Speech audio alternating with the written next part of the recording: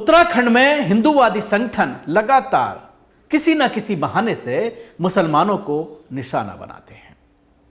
पीछे आपने देखा था 1 साल पहले जिस तरह से एक लड़की के झूठे मामले को लेकर पूरे मुसलमानों के खिलाफ एक अभियान चलाया गया, खासतौर से व्यापारियों के खिलाफ एक अभियान चलाया गया और बड़ी संख्या में व्यापारियों ने अपनी दुकानें वहां से शट डाउन करके उत्तर प्रदेश की तरफ रुख किया, छोड़ करके आ गए उत्तराखंड। अब फिर एक बार फिर उत्तराखंड के धारचूला शहर में व्यापारियों ने एक संगठन ने 91 दुकानों का पंजीकरण रद्द कर दिया है, जिनमें से ज़्यादातर मुसलमान इन दुकानों के ऑनर हैं, इन दुकानों को चलाने वाले हैं, इन दुकानों के मालिक हैं। ये एक गैर कानूनी फैसला मुसलमानों के खिलाफ लिया गया है, एक घटना को बहाना बना करके, और उस पर प्रशासन सिर्फ ये कह रहा है कि हम पूरे मामले को देख रहे हैं, हम इस मामले में सख्त कार्रवाई करेंगे। इसके साथ ही सिर्फ ये कहा जा रहा है कि जो संगठन है व्यापारियों के, उनसे हम बात करेंगे। ज़िले के जिम्मेदारान जो हैं उनका इस तरह का बयान कि सिर्फ वो बात करेंगे। ऐसे संगठनों पर एक्शन होना चाहिए। कोई भी संगठन किस तरह से किसी दुकानदार का पंजीकरण रद्द कर सकता है, वो भी धर्म के आधार पर, क्योंकि वो मुसलमान हैं, ज़्यादातर मुसलमानों की संख्या है, 91 में ज़्यादातर लोग जो है वो मुसलमान उसके ऑनर हैं। तो ये फैसला, एक गैर कानूनी फैसला उत्तराखंड के धारचूला शहर के व्यापारियों के ज़रिए लिया गया है। एक ये मामला है कि शहर में एक नाई की दुकान पर काम करने वाला मुस्लिम युवक 2 नाबालिग हिंदू लड़कियों के साथ भाग गया। द हिंदू की रिपोर्ट के मुताबिक स्थानीय लोगों ने घरों और दुकानों को बाहरी लोगों को किराए पर न देने के लिए भी कहा है, जिससे क्षेत्र में तनाव पैदा हो गया है। हमारा भविष्य इसी तरह होगा, हम लोगों को भी यहाँ से भागना पड़ेगा। क्या यह आप लोगों को मंजूर है? क्या आप लोगों को यहाँ मंजूर है? मित्रों, इसीलिए हम सबकी आवाज एक होनी चाहिए और हमारी सोच एक होनी चाहिए। हम लोगों ने किसी भी बाहरी व्यक्ति को ना दुकान देना है, ना सामान खरीदना है, ना मकान देना है। मित्रों, हम सब आज एक कसम लेते हैं कि ना इनसे सामान खरीदेंगे, ना इनको दुकान देंगे, ना ही इनको किराए पर रखेंगे। मित्रों, क्या तुम मेरे साथ हो? मित्रों, क्या तुम मेरे साथ हो? इसी आंदोलन को जारी रखते हुए हम लोग अभी नेपाल रोड जाएंगे और वहां से आते हुए पूरे मार्केट का चक्कर लगाएंगे। आवाज दो, आवाज दो। हमारा व्यापार मंडल के अध्यक्ष जी से हमने मांगा था, अध्यक्ष उन्होंने सबको बुलाओ, सबको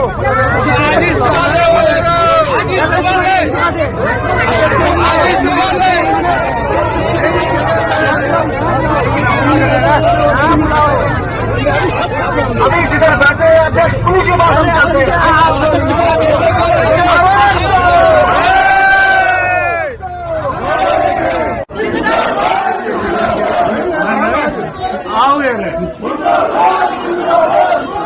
रिपोर्ट के अनुसार धारचूला व्यापार मंडल के महासचिव महेश गपसियान ने कहा, स्थानीय प्रशासन से परमिशन के बाद 91 दुकानों के पंजीकरण रद्द कर दिए गए हैं और उनके मालिकों को इलाका छोड़ने के लिए कहा गया है। उनमें से कई हमारी बेटियों को बहका रहे थे।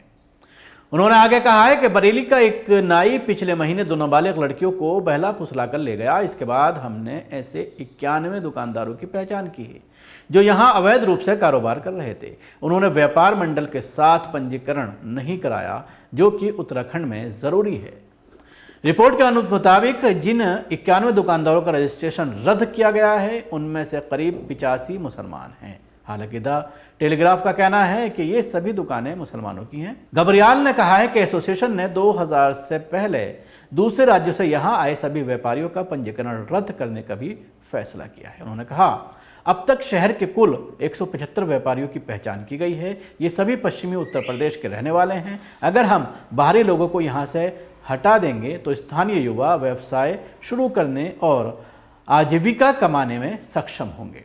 डेक्कन हेराल्ड के अनुसार लड़कियों को शहर छोड़ने के लिए फुसलाने में शामिल लोगों को गिरफ्तार कर लिया गया था। धारचूला के थाना प्रभारी परवेज अली ने बताया है कि फरवरी में बरेली के 2 व्यापारियों को गिरफ्तार किया गया था और उन पर आईपीसी की धारा 363, 376, 354 के तहत जो है उनको बुक किया गया था। उनके खिलाफ एफआईआर दर्ज की गई थी और पॉस्को अधिनियम के तहत आरोप लगाए गए थे।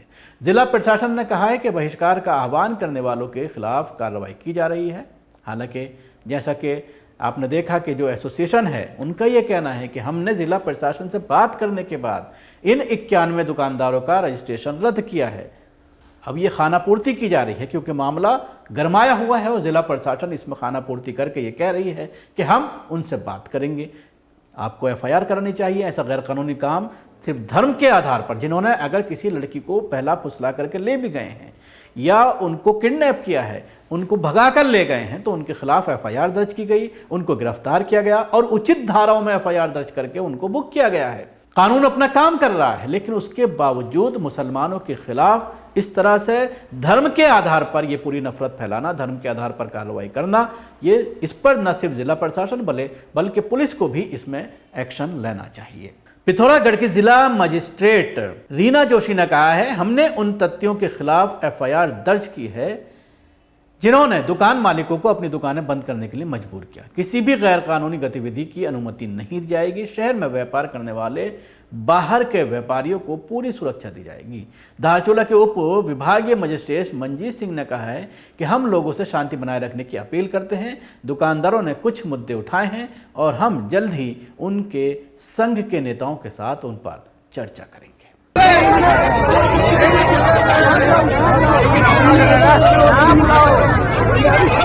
अभी जिधर बैठे हैं देश पुलिस के बाद हम चलते हैं।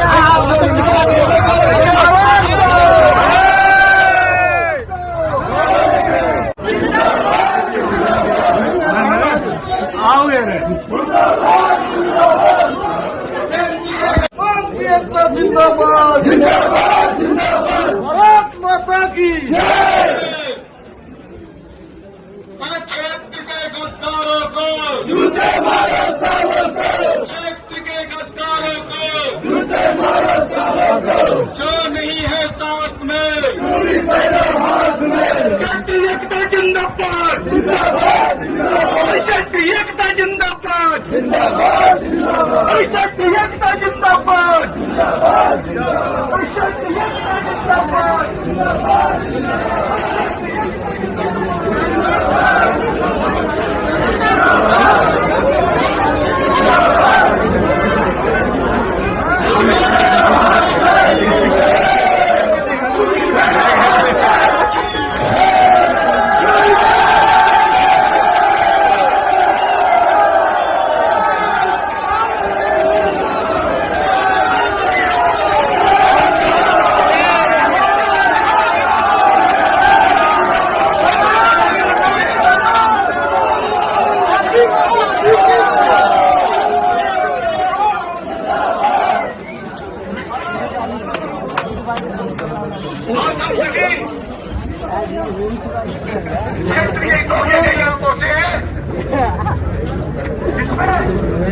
हमारे क्षेत्र जनता का पूर्ण समर्थन रहा। इसके लिए मैं क्षेत्र की जनता को बड़ा बहुत नमन करता हूँ, जिन्होंने अपनी स्वेच्छा से अपनी दुकानों में, अपनी वाहनों में रोक लगाया। इतना